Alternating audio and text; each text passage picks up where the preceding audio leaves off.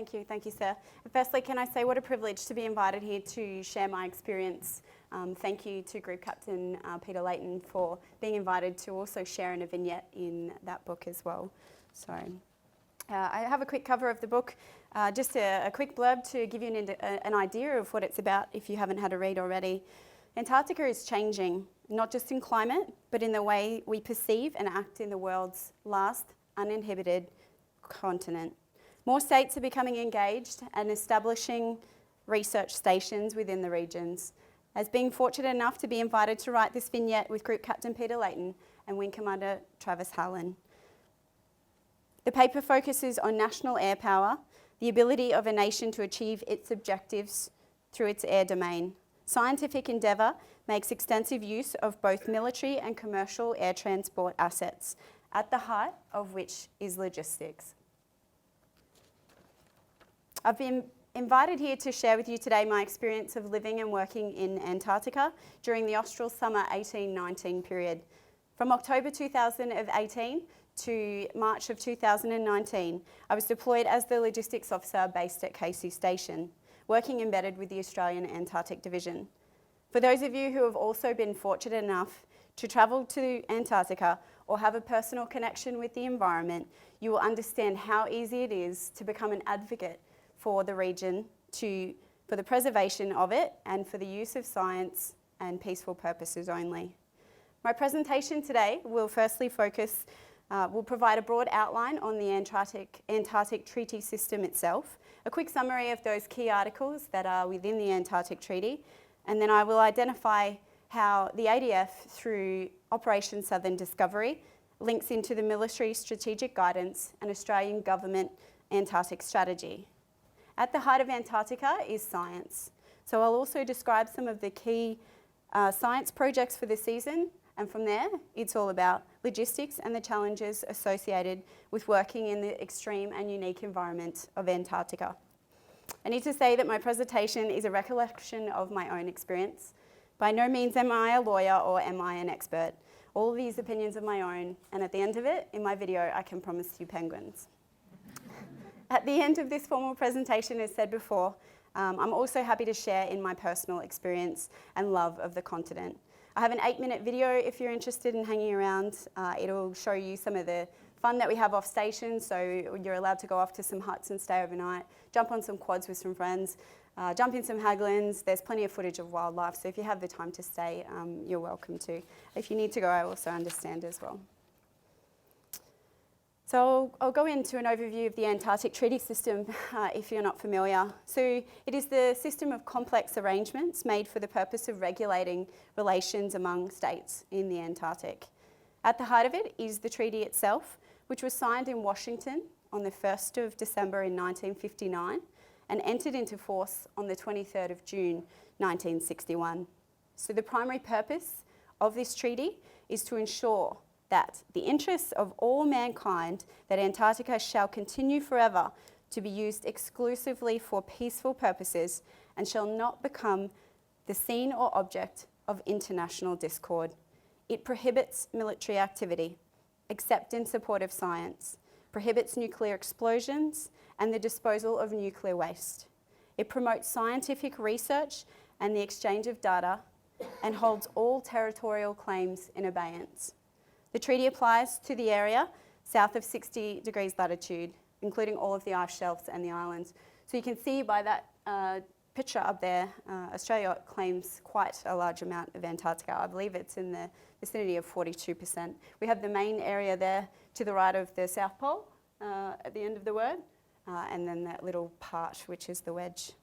So the treaty is also augmented by recommendations adopted at consultative meetings by the Protocol on the Environmental Protection to the Antarctic Treaty, and 2 separate conventions dealing with the conservation of Antarctic seals and the conservation of Antarctic marine living resources, also referred to as the CAMLR. I was fortunate enough to attend a conference in Wellington last week with a few of my colleagues attending here today, and there was a panel of lawyers that were in attendance, and they described the treaty as being the most beautiful treaty they'd ever seen, mainly because of its simplicity and the fact that the treaty parties remain firmly committed to a system that is still effective in protecting their essential Antarctic interests. Science is still proceeding unhindered. I love this picture because it is a snapshot of the Antarctic Treaty itself, and look how old that writing is. That's old school typewriter. So I thought I need to capture that. The first article declares, welcome, Antarctica as a peaceful region and restricts the use of military personnel and equipment for support of science and peaceful purposes. It is this article that allows for ADF support to science in Antarctica. Australia is a strong supporter of the Antarctic Treaty System, which expressively prohibits the mining in Antarctica. Australia strongly supports the CAMLA, which regulates the fishing activity in Antarctic waters. The Australian Antarctic Strategy sets out Australia's national Antarctic interests and our vision for Australia's future engagement in Antarctica. The accompanying action plans are the steps that the government will take to fulfil that strategy. The action plan is staged over a 20-year period to achieve and assess progress against the desired outcomes from this ambitious strategy. The 2016 White Paper also reinforced Australia's interest to work with like-minded countries to prevent militarisation in Antarctica. This could threaten Australia's sovereignty over the Australian Antarctic Territory and its sovereign rights over its offshore waters. At the time, the Australian Department of Defence reiterated that the Australian Antarctic Territory faces no credible risk of being challenged in such a way that requires a substantial military response for at least the next few decades.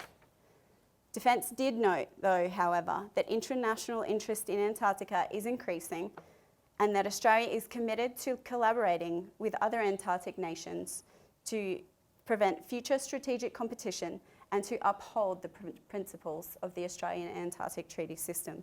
So in 2016, as most of you will be aware, an arrangement for the Department of Defence support to the Australian Antarctic Programme, inclusive of regular flights to Antarctica using the Australian Defence Force C17, was established.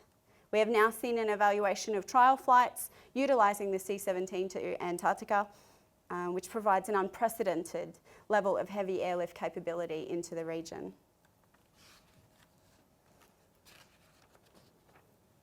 So despite this ban on militarisation in Antarctica, there is some scope, as we saw within the treaty, for national defence programs to provide limited non-military support to Antarctic programs. So the Australian Defence Force provides a number of activities for niche support to the whole of government effort in Antarctica through Operation Southern Discovery.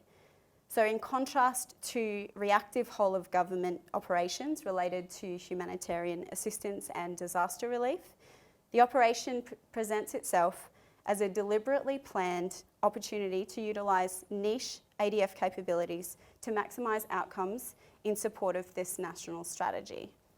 The current operation builds on previous service level agreements with the AAD and generally includes air logistics support, including aerial delivery.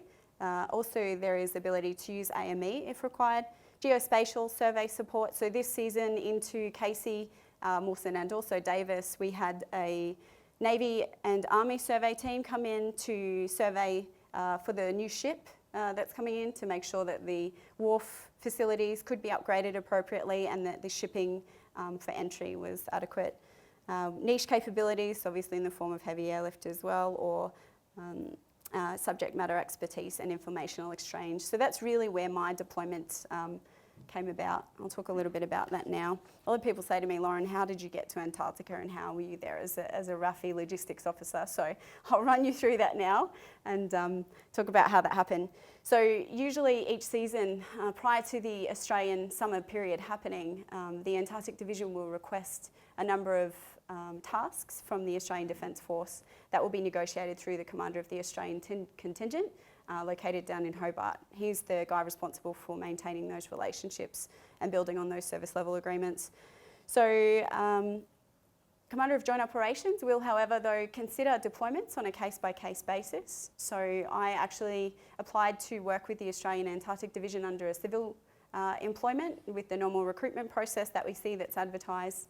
After being awarded an offer of employment, that interaction with that key position, the commander of the Australian contingent, he then found that my experience was as a RAF logistics officer and also working with heavy airlift. So Commander of Joint Operations decided to take advantage of that and turn my offer of civilian employment into a deployment for the period that I was there, which allowed for us to be able to influence and provide some support to the AID, also enhance our awareness of the environment, as we don't usually have the opportunity to have logistics officers in there.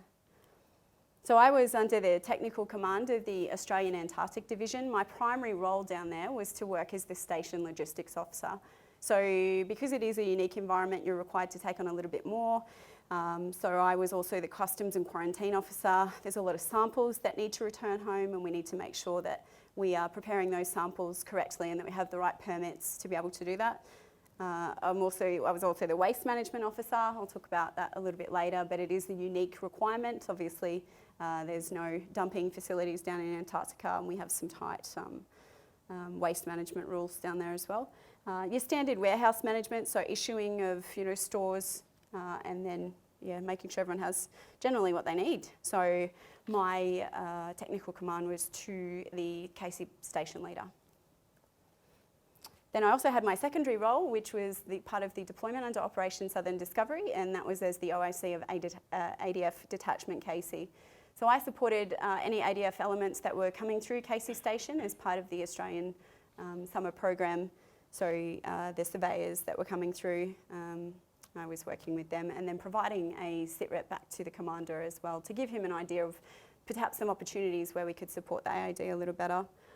So demonstrate capabilities. Most of the benefits from being embedded within the division is catching those conversations and showing that we can actually do these things, and we can use heavy airlift to maximise the moving stuff out of the region. So we worked with the AID to get some equipment cleared that was not previously cleared.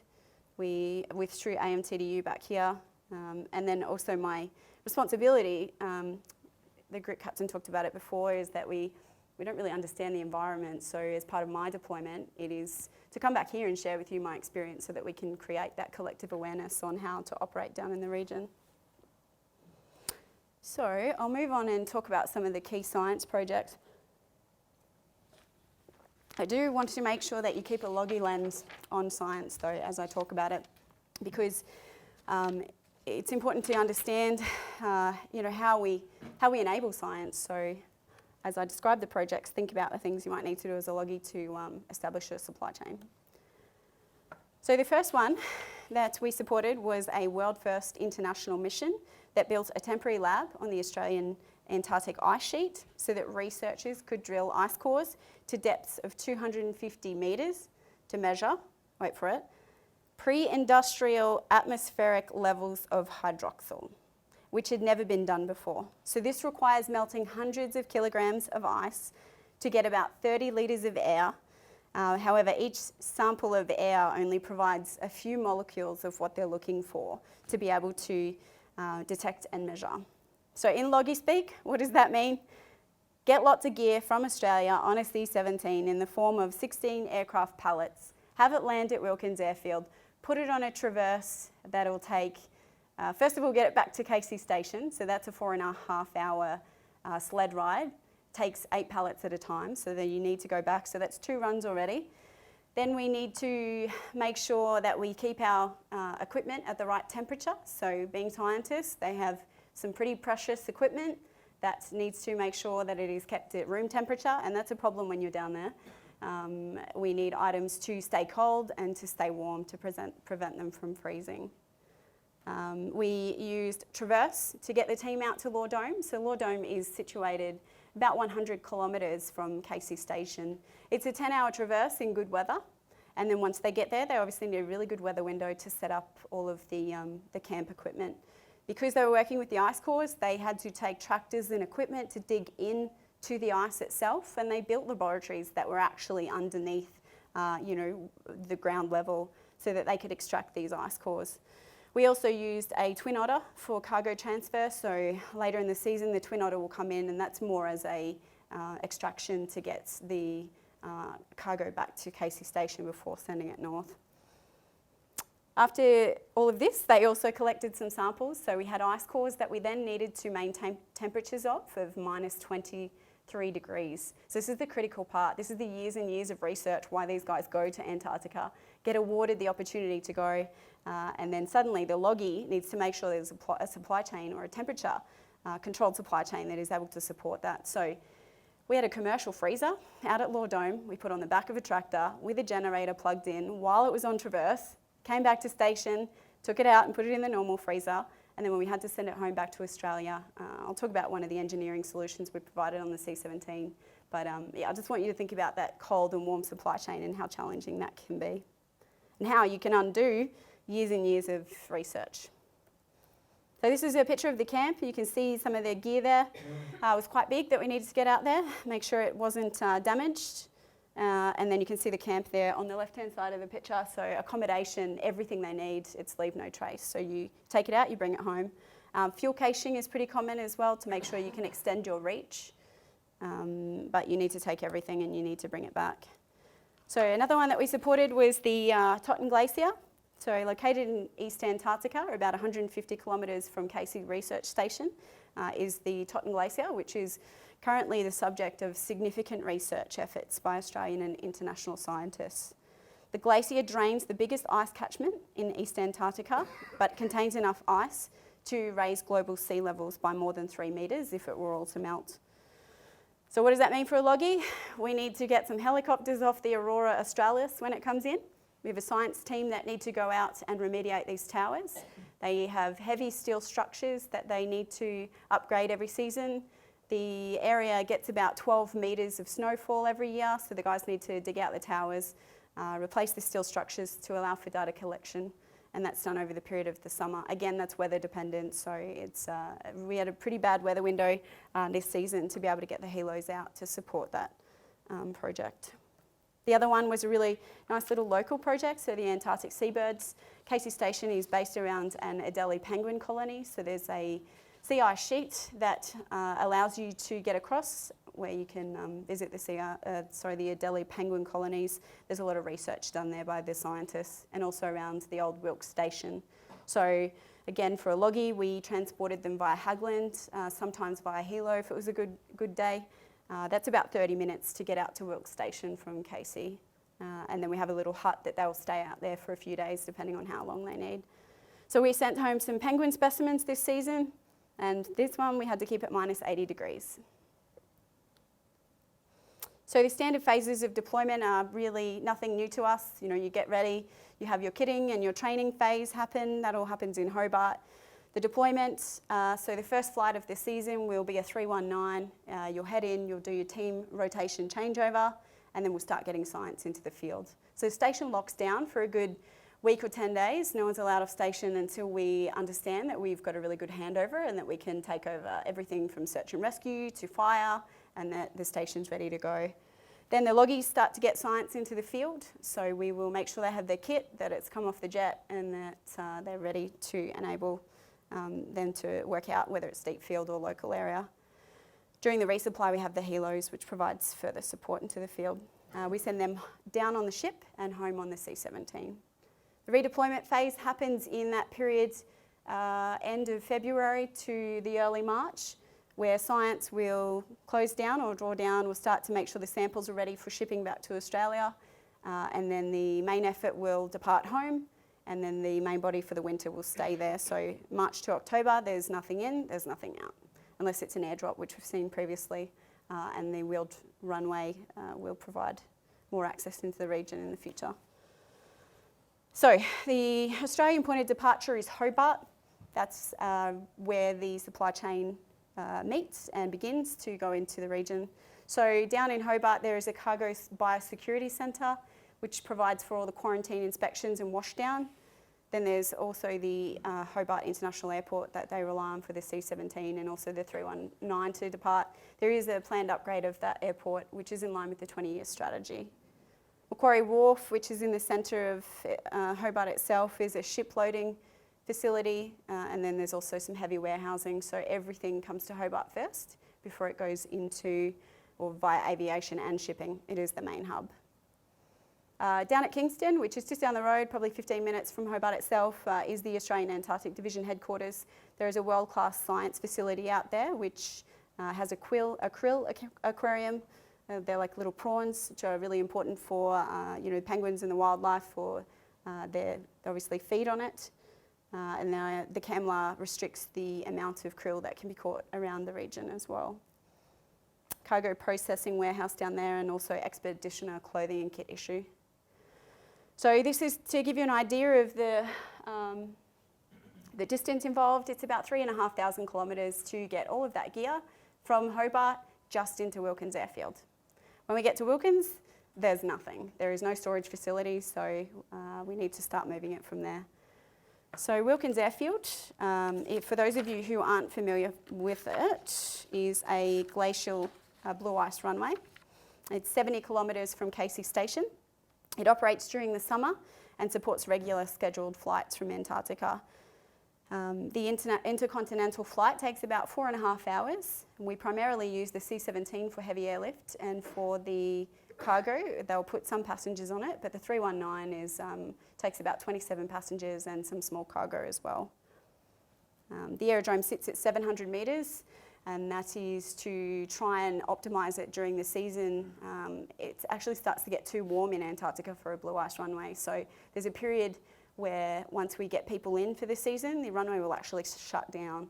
So from usually about mid-December through till the end of January period, the runway will close. Now I am told that if the temperature increases by about 0.5 degree, that window is going to continue to get wider for when the runway is shut. So if we are looking for access into the region on a more reliable, continual basis, then that wheeled runway into Davis, the paved runway, is going to provide a significant logistical enhancement to the region.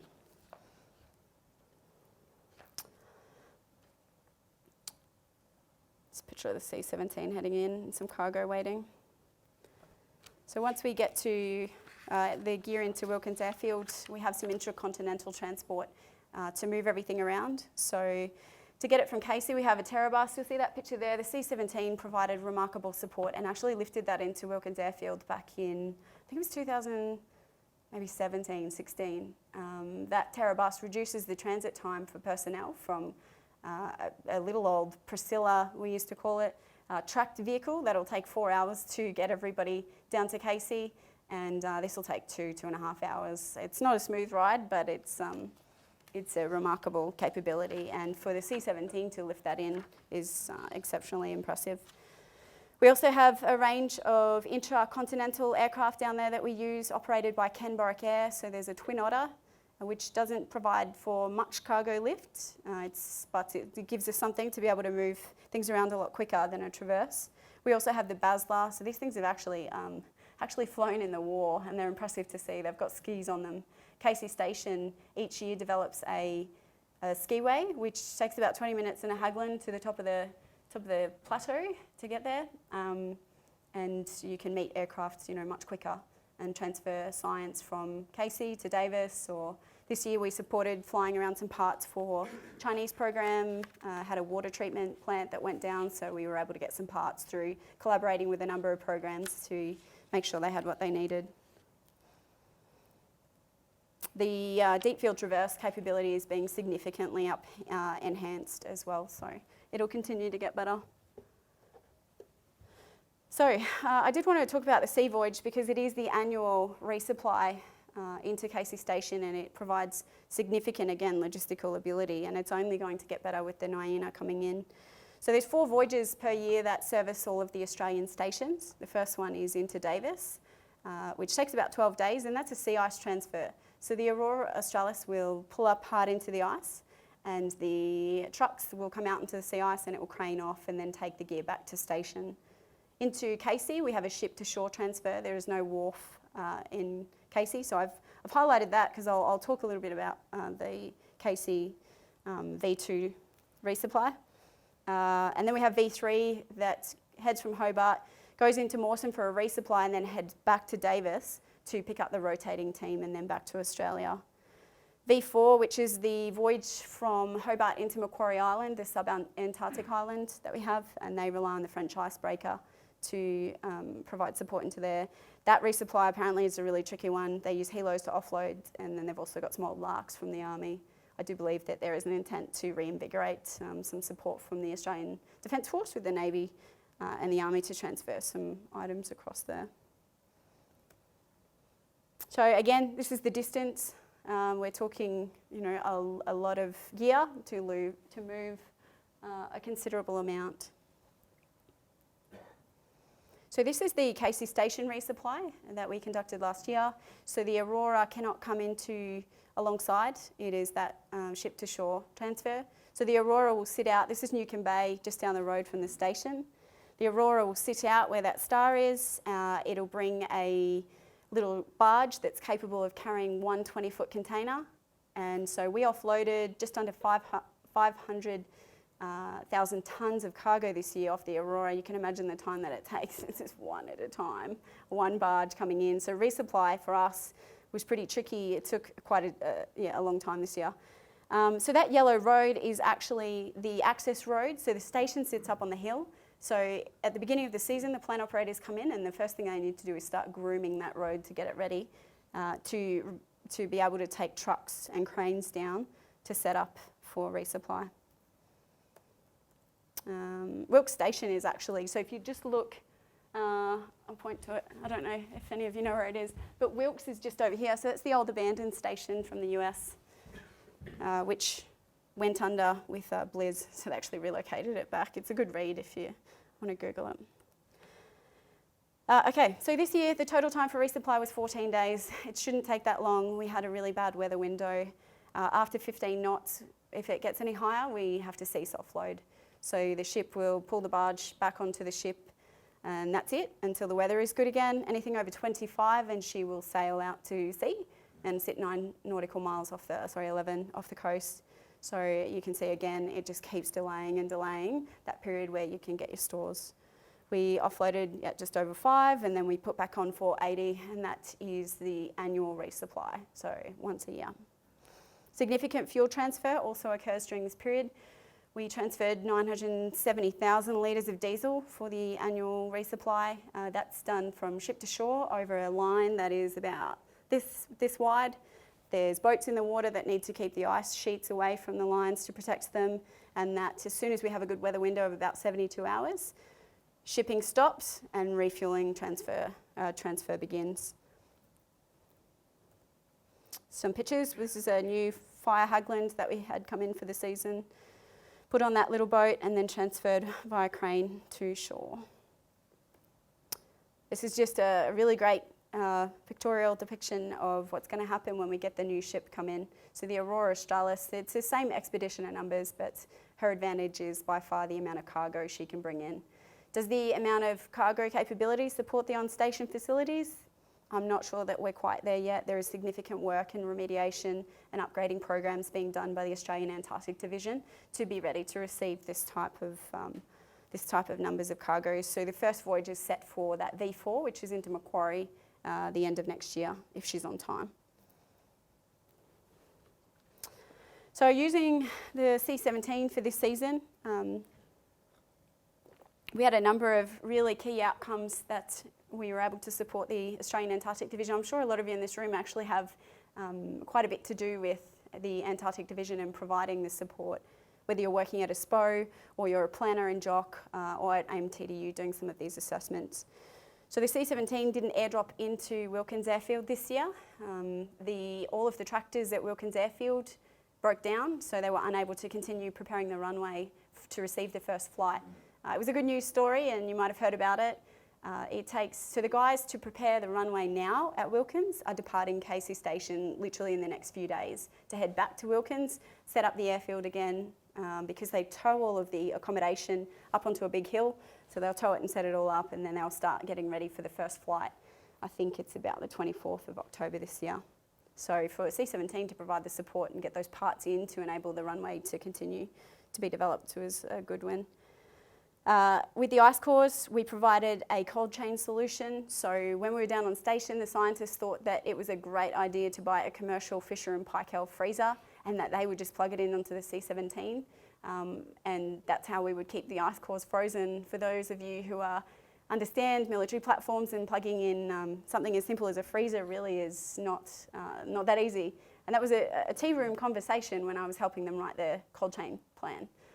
So we were lucky enough to work with HALSPO, so the Heavy Airlift System Program Office provided a really responsive engineering solution with Boeing to be able to meet the needs of the Australian Antarctic Division. And that could have gone really sour if we were up at the airfield and we were ready to plug this freezer in. So that was a really good catch for us. We also provided some storage solution trials for their scientific samples. We don't have the ability to maintain a cold chain or anything warm, so we provided, you guys will see it in the field, just a simple, G66 container that has got some enhancements and insulation inside that might assist the Antarctic Division to keep some of their things colder longer. We did plenty more load clearances, so both 36 Squadron AMTDU and also 29 Squadron in Hobart work hard with the modernisation team within the Australian Antarctic Division to get some of these large tracked vehicles to support the enhancement of the traverse capability. 20-foot container load, so this is considered a proof of concept for the Australian Antarctic Division. For us, it's normal business. We move these containers and we can drop into airfields and pick them up very quickly. But as we attempt to teach the Antarctic Division how to optimise the C-17, they're nervous about it. So, they're concerned about the weather or the loading time, the weights. So this season we were able to prove that as a success, and they were, really thrilled the fact that we could provide a heavy airlift for a 20-foot container. We had a record-breaking end-of-season payload. The C-17 is significantly restricted in its ability to move cargo because of the requirement to carry its fuel. So what we know as being, 160-odd thousand pounds of cargo that you could put in the back is brought down to potentially 40 or 50,000 pounds. So this season we showed the AAD that you can in fact, continue to optimise that if you pre-position your pallets, just simple things that we can teach them how to use it. We also assisted in the transport of some dangerous goods, and we had a mobile air load team support. So we've been able to show through that record-breaking end-of-season payload last year that there is value in providing mobile air load teams to enhance that capability. A couple of pictures, just watching the time. So it's difficult with weather loading windows down there. The weather can change very quickly, so you can imagine coming into the airfield, as a captain on the C-17, and you are left with the decision to leave half the payload behind, which then the team on the ground need to get back to Casey Station because it can't stay up at Wilkins. It's really, little things become big things for the players on the ground in location. So material handling equipment is unique as well. So mobile air load teams aren't used to using things on sleds. This one on the left, the red one, is like a Talyu or an air cargo loader you'd be familiar with. That's on sleds and it needs to be pushed by a Challenger. It doesn't sit the same height as the platform. So there's a few things that we need to understand before we go there so that we can make sure that that loading on the ground is really smooth and efficient. And there's that 20-foot container going in as well. So I'll just run through a couple of challenges for a loggie down there. So it's clearly the environment is learning how to operate, learning how to be safe and to look after yourself. The Antarctic Division will give you a level of training down there that we are not used to. You're doing extreme cold weather survival training. You're working in a harsh environment, so suddenly you're doing what would seem like a normal role, in a different world. There's challenges with the weather and it will pause. There are days when you cannot leave the building because the bliz is sitting pretty, up to 80, 90 knots when I first landed there. Fuel management on station, you have a lot of environmental considerations, and whilst we do, adhere to environmental, procedures in Antarctica, there's a number of things that will flow. We have a huge remediation programs that come into force when you spill a little bit of fuel down there. So again, it's just that rushing. Waste management down on station, there is a burn facility for some of the waste, but most of the waste will sit around in 20-foot containers and be returned to Australia on the Aurora Australis. So a lot of the cargo is heading north is actually waste. The temperature supply chain is a problem. Making sure that science is supported and that they have their samples that they've spent all these years, planning for. Also, the warm chain as well. The infrastructure down there is old, it's ageing. There has been a lot of recognition of this, and there are programs put in place to upgrade the infrastructure there. But in line with this 20-year strategy, we obviously need to continue to support science while we're remediating Antarctica. So there's a lot of things down there that need to come home. We have limited storage as well. There's not much at all, so you're sort of cramming things to try and make work down there. Electronic systems are really difficult. This is my next one. I call it just in case logistics in Antarctica. It's not just in time whatsoever. It's not efficient. We don't forecast. It's just in case. Take it in case we need it, because we can't get it. So there's efficiencies that we can definitely build on, and through using electronic systems. A lot of the remediation work is because we've taken gear there that potentially we relied on using and we haven't over the years. We've upgraded some old machinery. We've still got parts there that are sitting, from the 60s. So there's a whole project that needs to come in to build on improving that. Heavy airlift, I think we've covered that pretty well. And enabling science, it's going to continue. People are going to have bigger and bolder ideas, and they'll want to move away from the coastline and reach further into East Antarctica. So as loggies, we need to, be looking forward at what Antarctica looks like. And Group Captain Peter Layton describes in his book, what is the future? What does it look like beyond 2035, so that we can plan a supply chain that is efficient to be able to support science in the region. Collaboration is also difficult. Learning to work alongside partners that we probably don't usually work with. We have a lot of rotations going on down there, so drawing a workforce from a civilian, from each year and then rotating through and losing that knowledge is very difficult. Interdepartment as well. This is when it doesn't go so right. We were transferring a seabirds project over to Wilkes, and we were stuck in the melt. So we stopped science for a good 3 hours there, and we had to get some quads and transfer them over. It was a perfect day too, and we ended up having to get a rescue out. There's some footage on the video that I'll show you, but we waited out there for a rescue to come from station to be able to get us moving again. 2 different situations there in the same spot. So Antarctica and beyond, so just a couple of, food for thought. So increased accessibility into the region as we start to take more equipment in and more people, and we have a year-round access into the region. It's going to be exceptionally challenging for loggies to build a supply chain that is responsive. Tourism is only going to increase as well. More tourists are going to come to the region, and I guess we need to think about how that affects us. Remotely piloted capabilities, so support, whether that's support to traverse, scientific sample collection, whether we can provide remotely piloted capabilities to pick up samples to reduce the requirement to store them in the field a little bit longer. We have future ADF capabilities that may be able to continue providing more support to the Australian Antarctic Programme. Fuels, what does fuels look like into the future? Do we need to set up a refuelling area at the airfield, whether it's at Davis, to be able to get some more cargo payload for our C17? What does fuel look like? Is it a different type of fuel that we're relying on? And waste management, I think there is always improvement that could be taken to look at what we send south so that we don't need to send it home again, and we will naturally find efficiencies in our supply chain through reducing the amount of cargo that we have. So, thank you. That's the main part of my presentation. Once we have our questions, I invite you to stay for that 8-minute video to see some of the fun stuff.